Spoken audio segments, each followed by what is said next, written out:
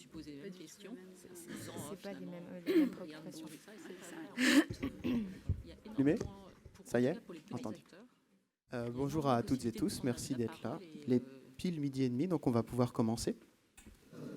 Donc je me présente déjà, je m'appelle Maxime Efouillès, je suis chargé de projet, chef de projet suivant les projets, donc au sein du Shift Project, qui est un think tank qui travaille sur les problématiques énergie et carbone notamment. Et donc je travaille depuis 3 ans au sein de ce think tank sur les problématiques numériques. Donc c'est pour ça qu'aujourd'hui on m'a invité à ce salon pour animer la table ronde que vous voyez assise devant vous, que je vais m'empresser de présenter donc, et sur le thème qui est noté juste en haut du slide, donc sobriété numérique, un enjeu énergétique et sanitaire. Donc on a 45 minutes pour traiter ce sujet très très simple et très court, absolument sans aucune ramification. Donc l'idée là, ça va être d'essayer de soulever en fait les principales questions qui découlent de cette question principale, et d'avoir une petite dizaine de minutes d'échange avec vous pour que vous puissiez soulever des interrogations, soulever des points et qu'on puisse synthétiser un petit peu tout ça. Je m'excuse davantage des petites fautes de voix, je me suis cassé la voix ce week-end. Voilà. Donc, pour vous présenter les participants et participantes à cette table ronde, donc je vais les faire dans cet ordre-là. Donc, nous avons Laurie Marot, qui est tout à droite de votre point de vue, de la table ronde, donc qui est maîtresse de conférence à l'école pour les hautes études pour la santé publique, c'est ça, il y a un pour en trop, mais en hautes études pour la santé publique, qui travaille donc enseignante-chercheuse, qui travaille notamment sur les sujets liés à la santé numérique et aux transformations organisationnelles qui sont liées à l'introduction en fait, des outils numériques dans les établissements de santé.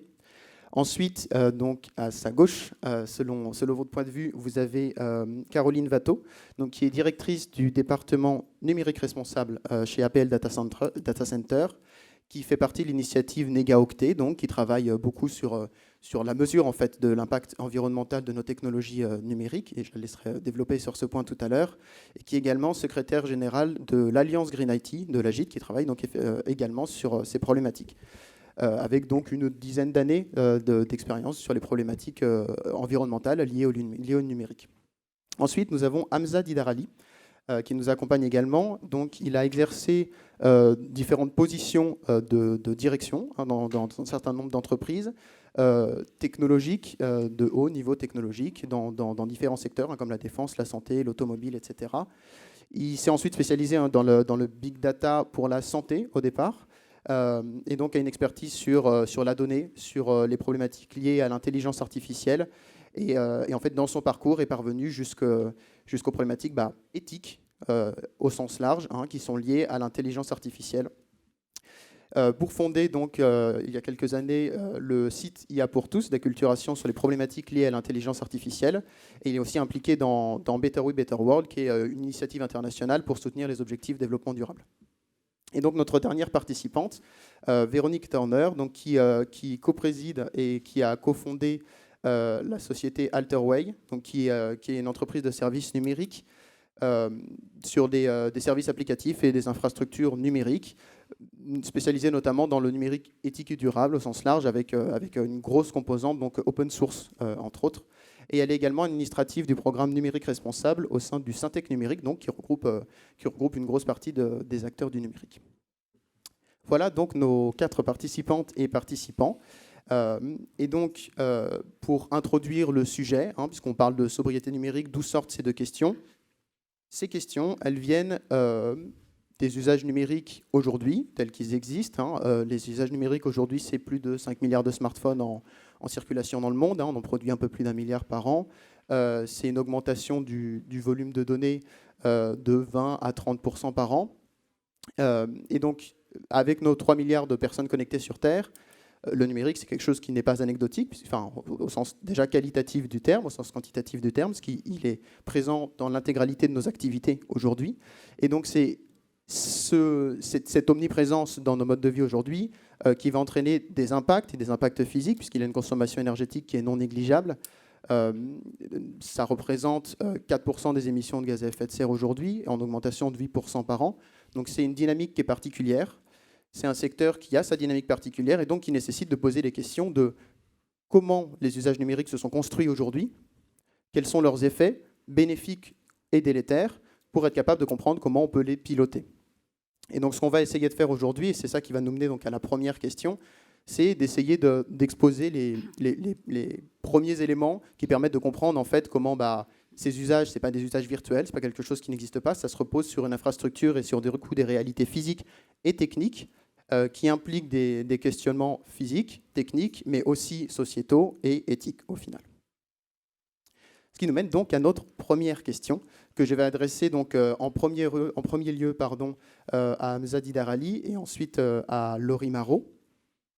Cette première question, c'est comment est-ce que vous décririez, donc elle est assez large évidemment, comment est-ce que vous décririez la forme des usages numériques aujourd'hui, c'est-à-dire comment on peut les caractériser, à quoi ils ressemblent, comment ils se sont construits, comment ils se construisent, quelles sont les dynamiques sous-jacentes à la forme des usages numériques aujourd'hui, et quels sont les effets sociétaux et sur l'individu de ces usages tels qu'ils existent encore une fois aujourd'hui. Donc Hamza, je vous laisse la parole. Merci Maxime. Bonjour.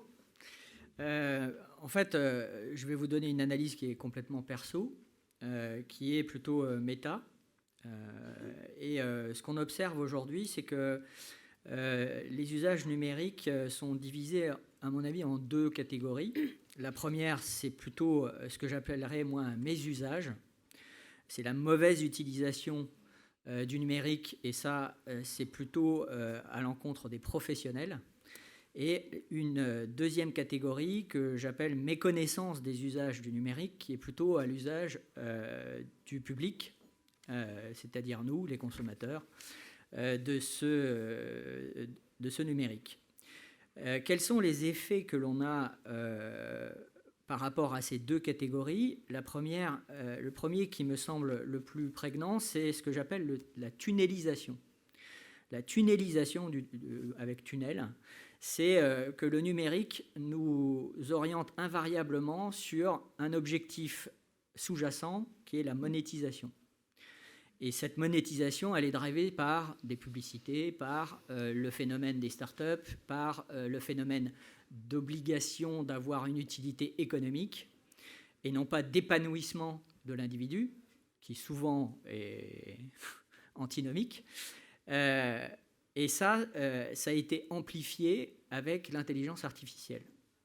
L'intelligence artificielle a deux catégories. La première, c'est ce qu'on appelle l'IA connexionniste qui automatise les pratiques et les applications. Et la deuxième, c'est le deep learning, c'est la partie qui est beaucoup plus large, beaucoup plus mathématique, beaucoup plus algorithmique, beaucoup plus qui s'exempte d'une logique économique pour l'instant.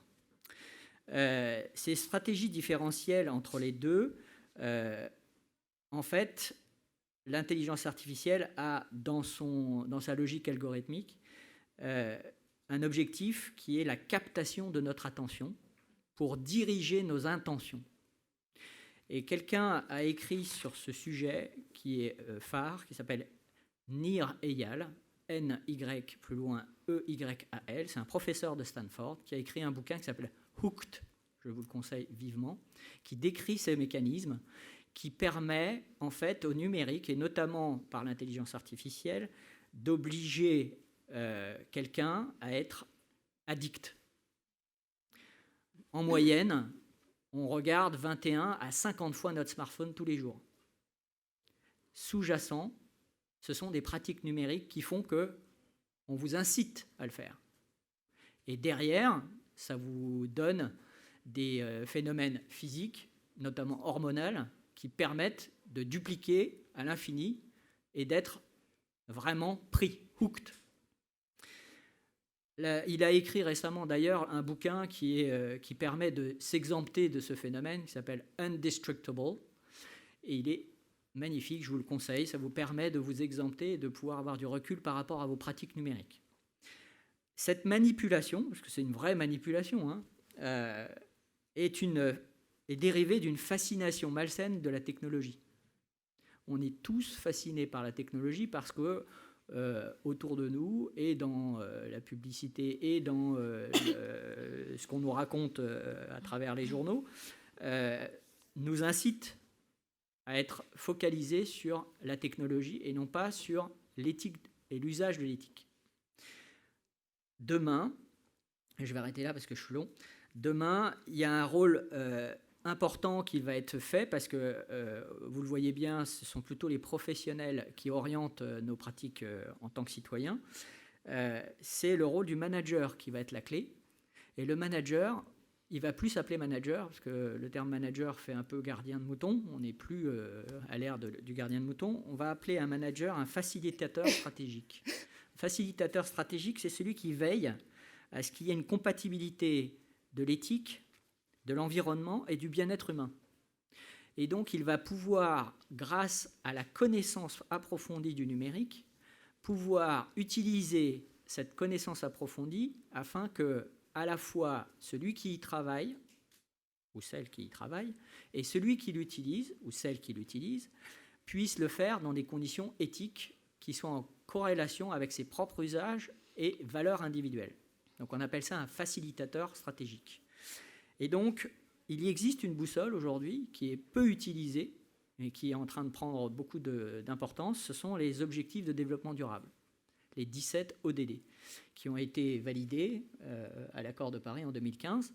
Et dans les entreprises, aujourd'hui, on travaille beaucoup à avoir des tableaux de bord qui puissent permettre de piloter ces 17 objectifs de développement durable qui sont interdépendants et former des managers, non pas au RSE, non pas au développement durable, mais à l'utilisation de 17 ODD.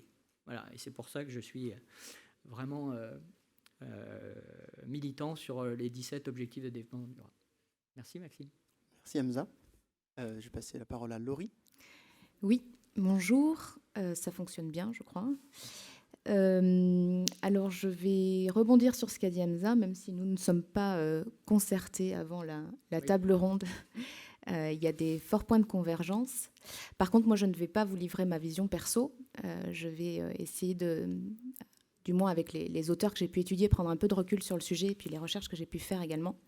Je crois que je vais aborder le sujet de l'usage d'éthique par une caractéristique de ces usages qui est la continuité de l'usage, en fait. Donc aujourd'hui, on a la possibilité d'être connecté en permanence, un peu H24. Et ça, c'est quelque chose qui est nouveau, qui n'existait pas il y a 30 ou 40 ans et qui a été étudié, notamment dans les études sociologiques ou les sciences de gestion, par un certain nombre de chercheurs. Donc on pourrait citer par exemple les chercheuses Orlikowski ou Scott au MIT, qui avaient notamment, il y a maintenant une bonne vingtaine d'années, étudié les usages du BlackBerry et comment les managers étaient devenus progressivement un peu accros à leur BlackBerry. Alors à tel point qu'ils avaient inventé le nom de Crackberry pour ces usages téléphoniques. Et donc on remarquait assez aisément, ça c'est quelque chose d'assez intuitif et tout le monde pourrait le deviner, que finalement en fin de journée, ces managers avaient beaucoup de mal à décrocher de leurs usages du BlackBerry. Et on se rendait compte que ça se répercutait en fait sur l'ensemble des salariés qui progressivement eux aussi avaient du mal à décrocher de ces usages.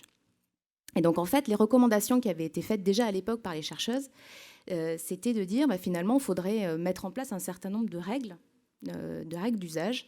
Donc par exemple, on laisse les téléphones à l'entrée des salles de réunion, comme aujourd'hui on fait avec les collégiens. On laisse parfois les téléphones à l'entrée des salles de classe. Ou alors, il y avait d'autres propositions qui étaient par exemple organiser des temps dédiés à la consultation de mails. Et ça, en fait, ce sont des outils managériaux qu'on a commencé à voir apparaître ou réapparaître pendant la crise de la Covid-19.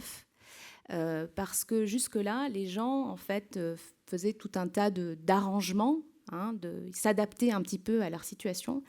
Mais quand nous avons été en situation de distanciel permanent, on s'est rendu compte qu'il y avait des personnes qui n'arrivaient pas à s'arrêter, à se déconnecter, et que cette sensation de pouvoir être joignable en permanence, cette joignabilité permanente, donnait l'impression d'une disponibilité permanente. Donc ça, c'était déjà le cas avant la crise de la Covid. Ça a été bien sûr accentué quand tout le monde a été en distanciel pendant un certain nombre de mois. Alors il y a un autre point qu'on avait soulevé avec des collègues chercheuses aussi, qui était finalement si ces individus, donc de recherche que j'ai commencé à mener il y a une dizaine d'années sur le télétravail, si ces individus ont des difficultés à se déconnecter le soir, on s'aperçoit aussi qu'un certain nombre de ces personnes mettent en place des stratégies, notamment le matin, pour non pas s'arrêter de travailler. Le matin, en général, c'est pas ce qu'on fait. Le matin, en général, on commence à travailler. Et donc, il y avait aussi des stratégies de déconnexion de la part des salariés pour commencer à travailler et pas nécessairement s'arrêter. Parce que le travail, ce n'est pas que les réunions et les interactions permanentes, c'est aussi parfois du travail de réflexion et de fond ou de la consultation de mails pour lequel on a besoin d'être concentré, etc. Et donc ça révèle un phénomène qui est typique des technologies de l'information et de la communication, qui sont les phénomènes paradoxaux. Donc il y a beaucoup de chercheurs qui ont déjà travaillé sur ces phénomènes paradoxaux, des tics, en particulier des tics mobiles, parce que les tics mobiles sont très pervasifs, ils nous suivent partout, ce qui n'était pas le cas avant de l'ordinateur qu'on laissait au bureau. Et donc, qui a été de dire finalement, il y a un certain nombre d'effets paradoxaux à ces technologies, qui sont intrinsèques aux technologies, à la façon dont elles ont été construites, conçues. Et donc, même si on a pour ambition d'avoir un bon usage de la technologie, et bien finalement, on va forcément être happé par l'effet paradoxal qui s'ensuit. Donc typiquement, c'est cette sensation d'être plus libre avec un téléphone portable, mais aussi plus... donc il parle de enslavement en anglais, donc c'est vraiment comme pris en esclavage, quoi, hein, c'est ça qu'ils veulent signifier, c'est-à-dire complètement dépendant en fait de cette disponibilité permanente perçue. Vous avez aussi d'autres effets paradoxaux qui sont par exemple cette idée de pouvoir mieux planifier ce qu'on fait et en fait d'être aussi perpétuellement dans une logique d'improvisation parce que voilà, c'est toujours un peu la même chose, comme on est disponible, comme on a ces outils de planification à disposition, c'est-à-dire qu'on doit être toujours disponible pour planifier en permanence. Vous avez d'autres effets comme la sensation de mieux maîtriser son environnement parce qu'avec les technologies, on a accès à plus d'informations, à plus de choses. C'est l'individu extensible dont parle le professeur Janel. Et en même temps, on a aussi cette sensation de perdre en compétences. Donc on gagne en compétences d'un côté, et de notre côté, on a l'impression qu'on manque de maîtrise sur ce qui se passe et sur son environnement, etc. etc.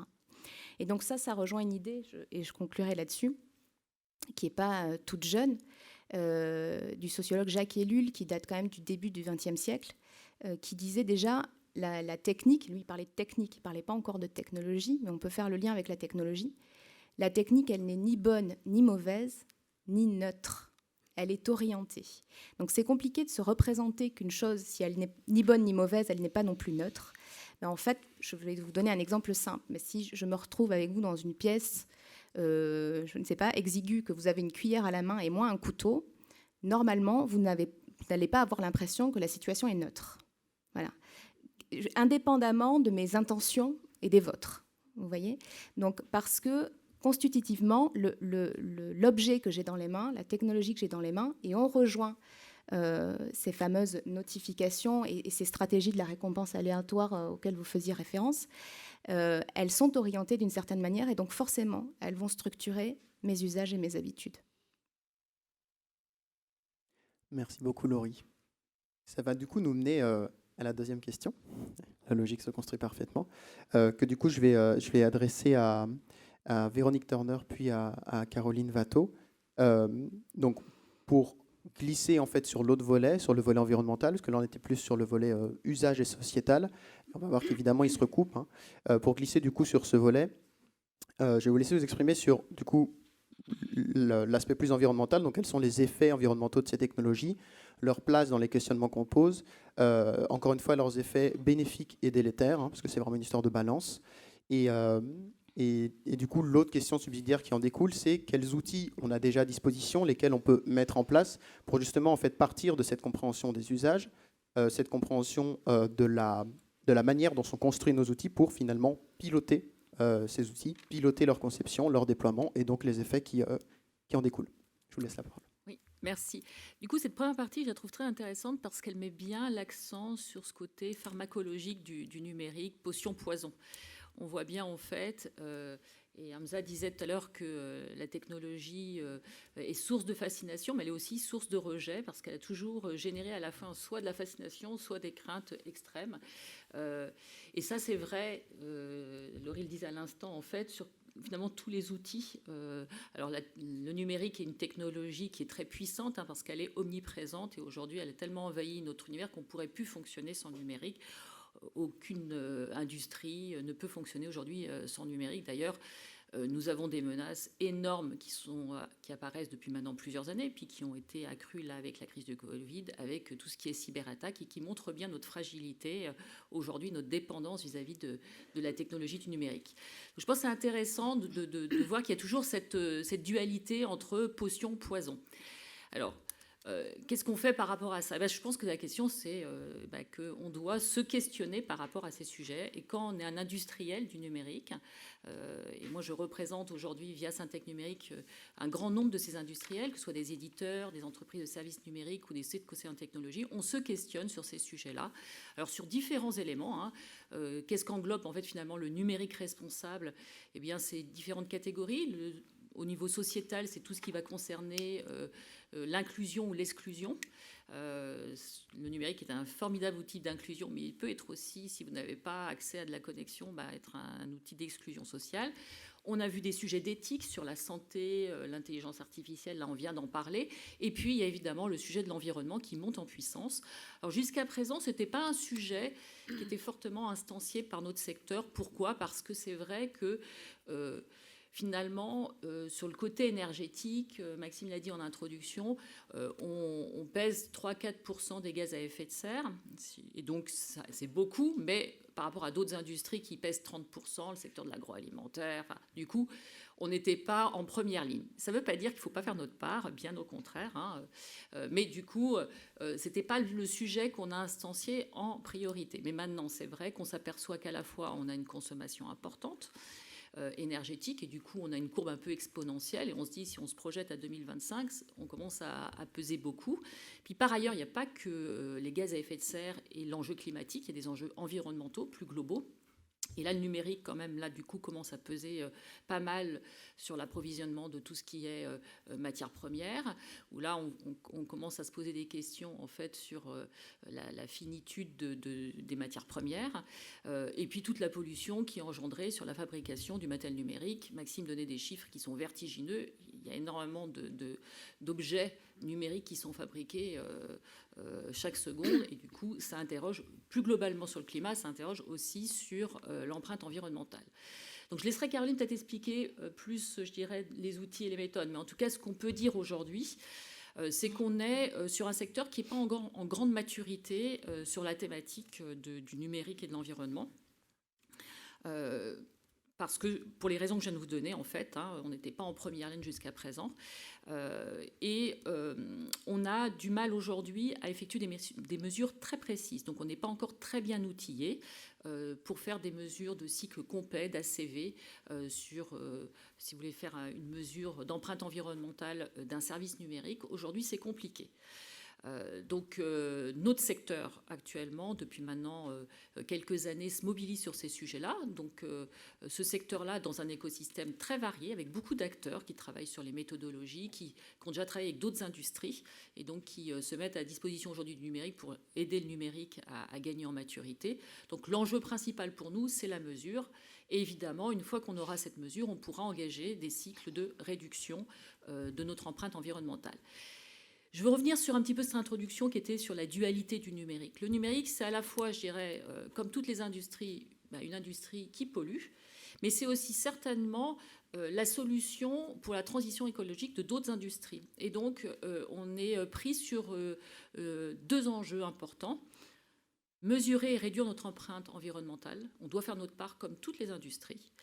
Et innover, être en capacité d'accompagner les autres secteurs d'activité parce que, et ça je pense qu'on est beaucoup à le dire aujourd'hui, il n'y aura pas de transition écologique sans transition numérique. Voilà, je vais peut-être laisser la main du coup à Caroline plutôt sur les outils qui sont à disposition, parce qu'il existe quand même des choses. Merci Véronique. Oui, effectivement, comme l'ont dit tous les intervenants, le numérique elle nous accompagne toute la journée dans nos vies personnelles, professionnelles. Et on est face à une équation qui est très simple. Explosion des usages, explosion du nombre de personnes connectées à l'échelle internationale, fait qu'on a une explosion de tout, que ce soit les données stockées, que ce soit les terminaux, que ce soit les infrastructures réseau, les data centers, toutes ces briques qui servent à faire fonctionner les usages numériques. Alors en termes d'impact, on parle beaucoup effectivement d'émissions de gaz à effet de serre, mais il faut savoir qu'il y a de nombreux impacts qui sont générés par cette industrie, qui est quand même basée sur l'industrie électronique.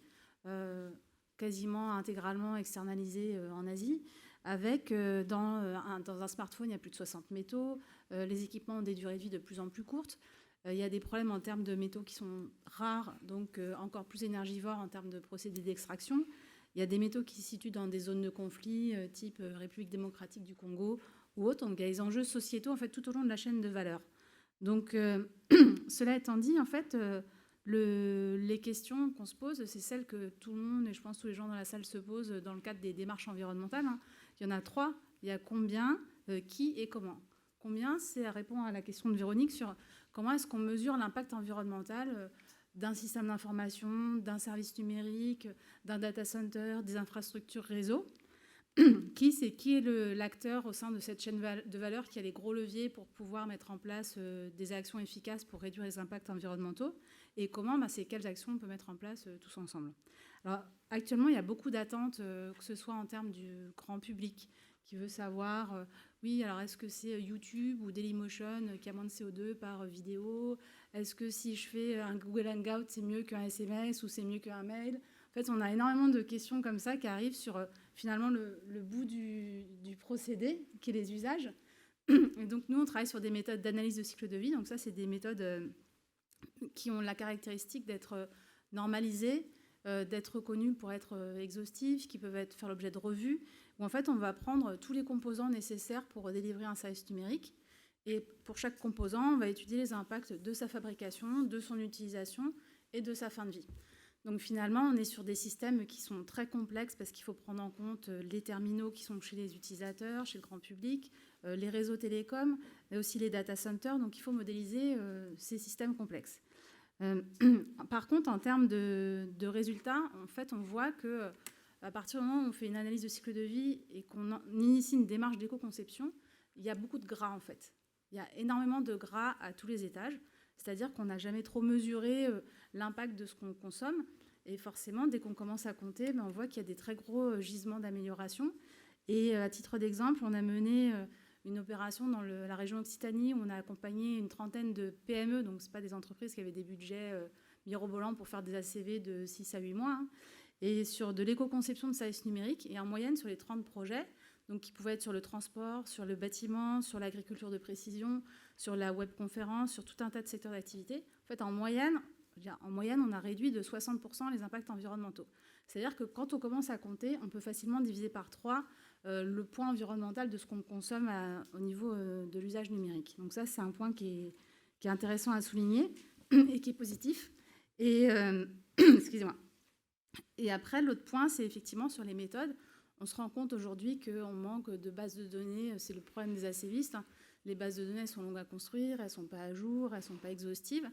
Par contre, tout le monde s'accorde sur le fait qu'il faut qu'à l'échelle nationale, on ait des bases de données qui soient disponibles, qui soient complètes. Et ça va aussi dans le sens de la loi anti-gaspillage et pour l'économie circulaire qui a été votée cette année. L'article 13 stipule qu'à horizon 2022, tous les fournisseurs d'accès Internet devront fournir au consommateur final le volume de data consommé en gigaoctets et l'impact carbone associé. Donc finalement, les opérateurs réseau télécom qui sont les plus connus ou les moins connus vont être dans l'obligation de mettre en place ce type d'approche. Ça va aussi faciliter le fait que tout le monde s'approprie les méthodes, qu'il y ait des méthodes simplifiées qui soient éditées et que ça permette que tout le monde se saisisse avec des chiffres qui soient justes, des informations. Sur la partie balance, je rejoins aussi Véronique sur le fait que la transition environnementale se fera aussi par la transition digitale. On constate qu'il y a énormément de projets IT for Green, donc c'est comment le numérique permet de réduire les impacts environnementaux des autres activités, sur le transport, sur le bâtiment, sur les déplacements, sur l'agriculture, sur l'industrie. Et dans ces cas-là, on constate qu'il y a des forts effets de levier par l'optimisation des procédés, par le changement des modes d'utilisation. Et par contre, il faut être vigilant sur les effets qu'on mesure. C'est-à-dire que nous, ce qu'on préconise, c'est toujours de mettre en face l'impact environnemental de la solution versus ce qu'elle permet d'économiser ou les impacts évités.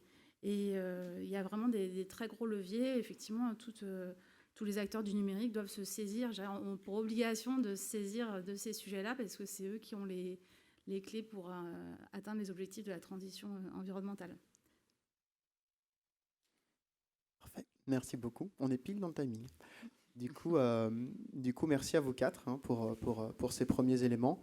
Ce que je vais vous proposer maintenant, c'est de prendre les questions à l'oral, parce qu'on ne peut pas faire passer le micro. Du coup, de prendre vos questions. On a une dizaine de minutes, donc on peut faire 2 à 3 questions. N'hésitez pas, si vous les adressez à un ou une des participants en particulier, à l'indiquer, parce qu'on a les photos en plus, pour pas que vous vous trompiez. Voilà, donc est-ce que vous avez des questions au fond de la salle? Je vais prendre la première là-bas, tout au fond. Allez-y, je la répéterai si on ne vous entend pas. Allez-y.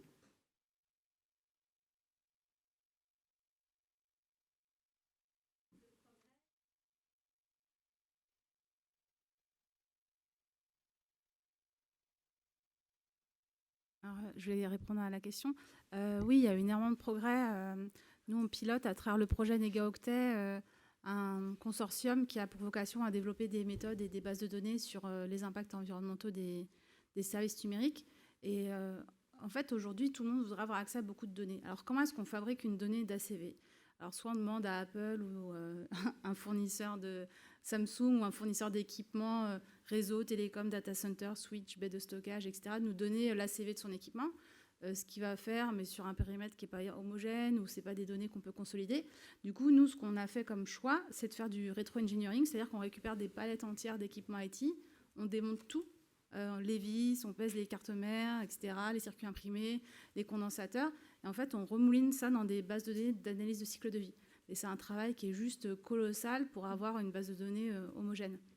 Mais du coup, oui, effectivement, ces données-là, à un moment donné, elles vont être en open source et ça permettra que tout le monde puisse s'en saisir. Une seconde question? Oui, si.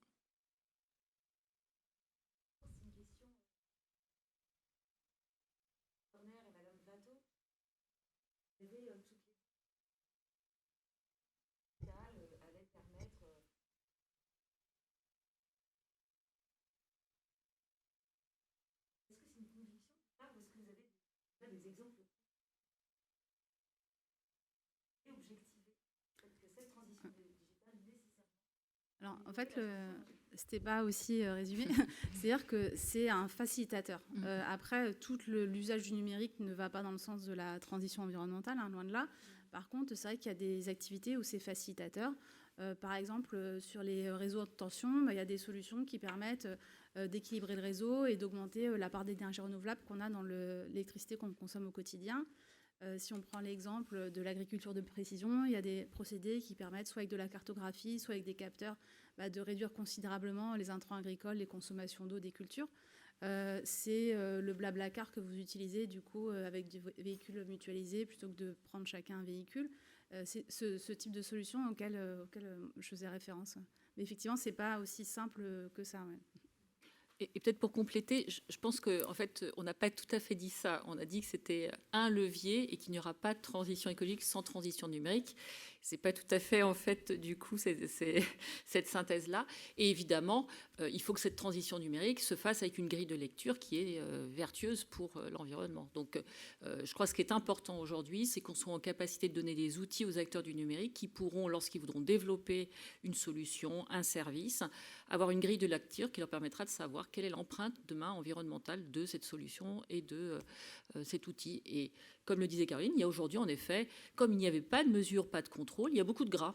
C'est pour ça qu'on parle de sobriété numérique, l'idée de pouvoir, je dirais, être un peu plus frugal dans la façon dont on conçoit les solutions. Le point qui est important, c'est de regarder ça, comme on peut le voir aujourd'hui dans d'autres secteurs. Hein. Si on sort de l'environnement et on regarde par exemple le sujet de l'éthique, vous avez la possibilité aujourd'hui de rendre des solutions ou des services numériques accessibles. Donc on est sur le sujet plutôt là, de l'éthique ou de l'inclusion. Pareil, c'est une grille de lecture. Quand vous concevez en fait votre solution ou votre service, vous avez une grille de lecture qui permet en fait de vérifier que cette solution elle sera accessible au sens numérique du terme. Et donc ça, on est en train, et d'où là, notre organisation professionnelle, son job, c'est de sensibiliser les acteurs du numérique pour qu'ils prennent conscience de ce sujet-là. Aujourd'hui, il y en a encore beaucoup qui n'ont pas pris conscience de cette thématique, même si en tant que citoyens, ils prennent conscience. Vous avez un grand nombre de directeurs d'entreprises qui sont des petites entreprises. Syntec Numérique, c'est 2000 entreprises, c'est 1000 PME. Donc, et qui aujourd'hui n'ont pas forcément pris conscience qu'elles pouvaient aussi agir à leur niveau, que ce soit sur la réduction de leur empreinte, soit proposer des services innovants pour aider les autres. Donc là, on est sur la sensibilisation et puis le travail de la mesure, Karine l'a dit, des choses qui existent, mais on a un vrai problème aujourd'hui de base de données qui n'est pas totalement aboutie, qui nous empêche aujourd'hui d'être très efficient quand même sur la mesure. Je peux rajouter un truc ? Bien sûr. En fait, je rejoins vraiment cette discussion importante, dans le sens où aujourd'hui, beaucoup d'acteurs dans toute l'économie et même dans tous les pans de la société, on essaie d'avoir des mesures. Le problème que l'on a, c'est de faire le lien entre toutes ces mesures parce que tout est interdépendant. Et donc, ce n'est pas forcément simple. Ce que quelqu'un peut vous dire de façon frontale, c'est la conséquence directe que peut avoir un usage ou une application. En revanche, le lien qu'il peut avoir avec les activités qui sont autour, d'une part, dépendent des activités, d'autre part, de celui qui l'utilise, d'une autre part, de l'infrastructure, etc. Et donc, du coup, pour donner une lecture simple à un citoyen, c'est difficile. C'est pour ça que les 17 objectifs de développement durable ont été mis en place, parce que ça leur permet, avec ces 17 pans, il y a 169 cibles, 231 indicateurs qui sont aujourd'hui mis, grâce au numérique, sous forme de tableau de bord, pour permettre à terme à n'importe quel acteur, à n'importe quel citoyen, de savoir quel est l'impact et quels sont les impacts qu'il peut avoir dans un usage actuel ou futur. Et c'est pour ça que c'est important de travailler dessus.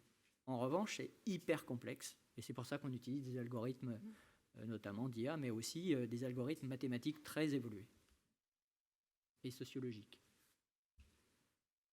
J'avais la question suivante juste ici, si je me trompe.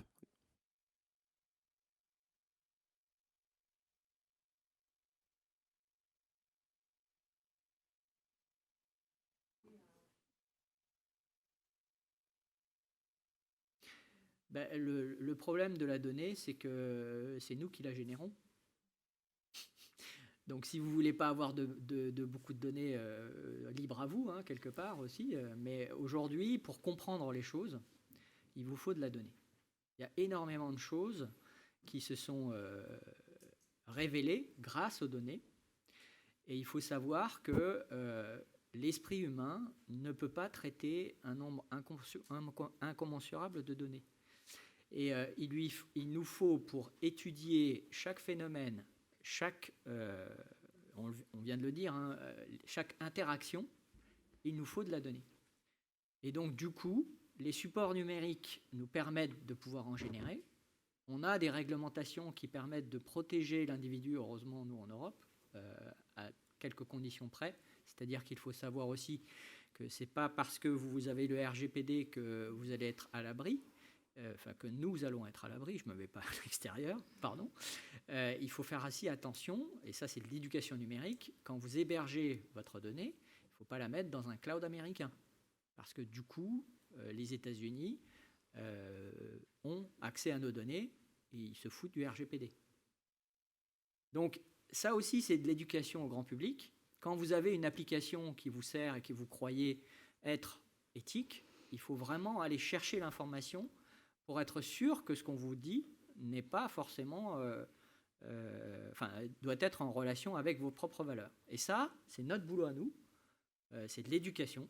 C'est pour ça que j'ai créé iapourtous.com il y a 3 ans, 4 ans, avec des chercheurs, mais ce n'était pas encore le bon moment. Je pense qu'aujourd'hui, les gens sont matures parce qu'ils ont un usage du numérique qui est approfondi, de mieux en mieux encadré, de mieux en mieux transparent. Et ce sont les données qui nous permettent de nous corriger aussi. De toute façon, la transition ne pourra pas se faire sans données. Notre objectif, c'est qu'elle soit le moins impactant possible au niveau de l'environnement. Et on y arrive parce que les technologies évoluent à une vitesse énorme. On a des valeurs qui nous permettent de pouvoir mettre et de les encadrer et de réfléchir. Et on est l'une des nations au monde qui réfléchit le plus à l'éthique. et il faut en être fier, avec l'Europe en général. Et la troisième chose qui est importante, c'est vous. C'est vous qui permettez, quelque part, d'orienter les pistes et les actions que l'on peut avoir. Les citoyens. Donc c'est important, chacun d'entre nous est important, a une voix pour exiger qu'on aille plus loin et qu'on puisse le faire avec nos propres valeurs, en toute éthique. Si je peux juste rajouter quelque chose, je pense que d'une certaine façon, enfin je vais le dire de manière très vulgarisée, mais tu poses aussi la question, Hamza, des barrières à l'entrée, hein, c'est-à-dire qu'est-ce qu'on veut en faire de ces algorithmes.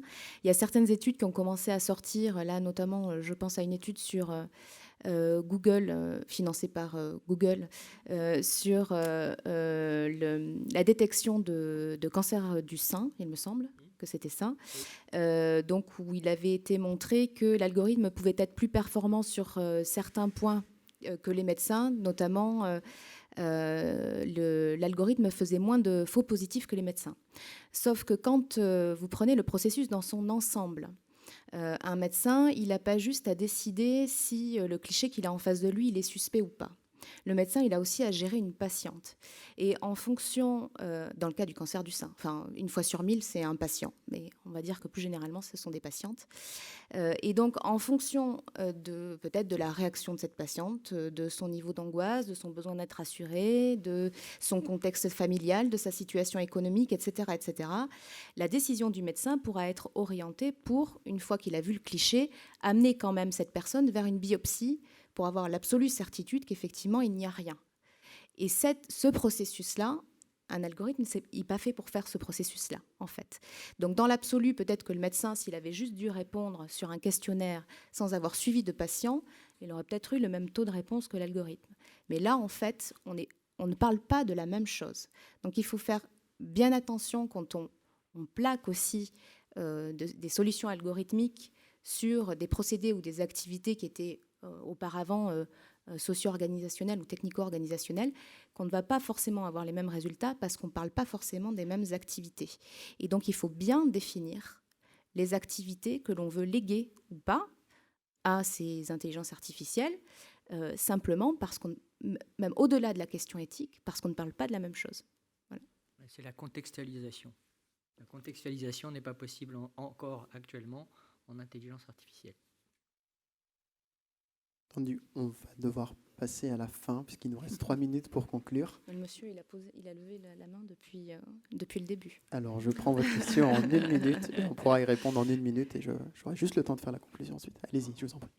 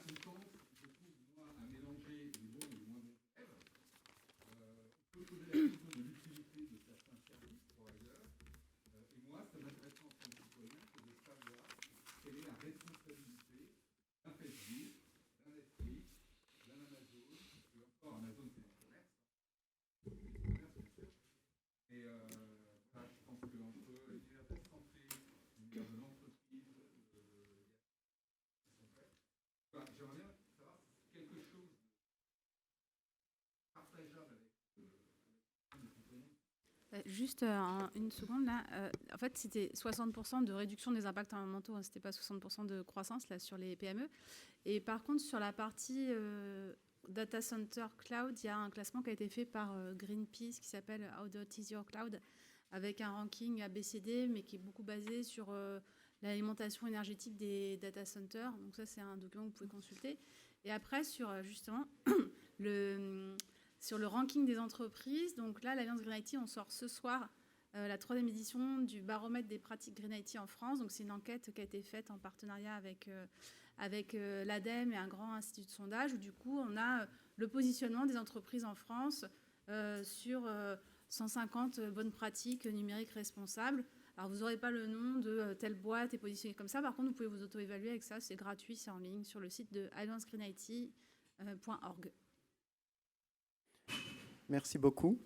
Du coup, j'ai une petite minute pour conclure en une phrase, donc essayer de frapper un peu le tout. Bon, il me semble que on va dire que l'idée principale était bien dans la formule que je reprends de Laurie. Donc, les technologies là, elles sont ni bonnes, ni mauvaises, ni neutres. Donc, ça veut dire qu'il y a un enjeu pour comprendre pourquoi elles sont faites, comment elles sont faites, ensuite d'être capable d'aller en fait mesurer, que ce soit quantitatif ou non, parce qu'il y en a des problématiques qui sont non quantifiables, mais d'aller mesurer le point auquel les technologies qu'on a conçues, puisque c'est des solutions, répondent bien aux problèmes pour lesquels elles ont été conçues.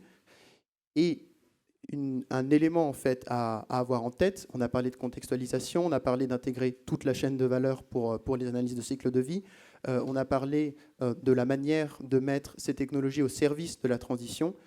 Le point commun de tout ça, c'est qu'il faut réfléchir donc de manière globale, de manière systémique, c'est-à-dire qu'il faut être capable non plus de réfléchir en silo, secteur par secteur, mais de commencer à être capable de mobiliser des secteurs et de les mobiliser ensemble en donnant un cap particulier à ces technologies. Et on a vu qu'il y avait plein de solutions différentes et qu'en fait, si on n'a pas une stratégie globale, peu importe ce que ça peut vouloir dire en opérationnel, on ne va pas être capable de donner une direction claire. Et du coup, l'enjeu aujourd'hui, il est là.